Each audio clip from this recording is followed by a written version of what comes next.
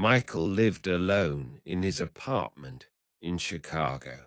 He was a regular guy, 9 to 5 job, Netflix at night, coffee in the morning.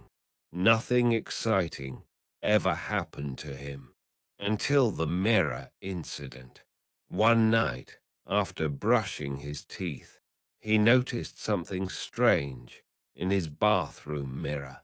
His reflection was a second late. He lifted his hand.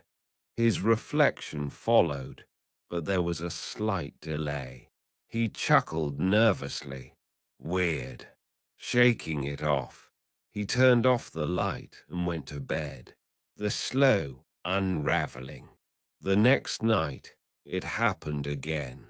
But this time, his reflection smirked, even though he hadn't. His stomach twisted. Just my imagination, he muttered.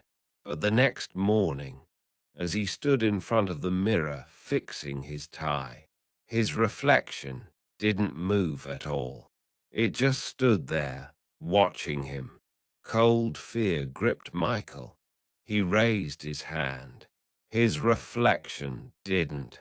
And then it spoke. You're finally. Michael stumbled back, his heart hammering.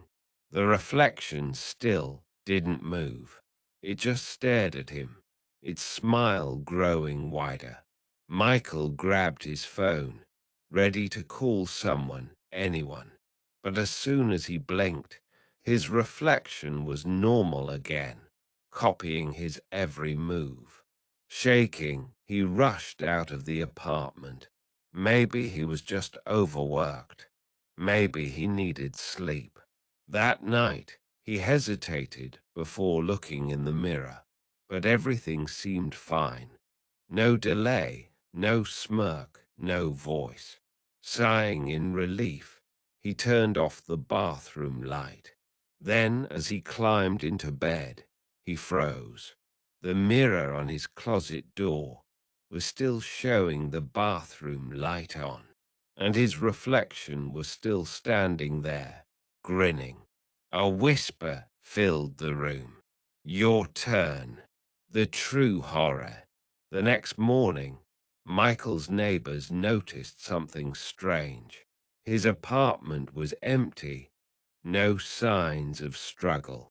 No signs he had ever. But if you looked into the bathroom mirror deep enough, you could see him. Banging, screaming. Trapped inside. For 3 days, Michael pounded against the glass, begging to be let out. No one could hear him. Then, on the 4th day, the reflection stepped out of the mirror, wearing his face. It adjusted its tie, smiled at its new body, and walked out of the apartment to live Michael's life. Nobody noticed. But if you ever meet him, look into his eyes. You might just see someone else, a silent, screaming prisoner, begging to switch places with you.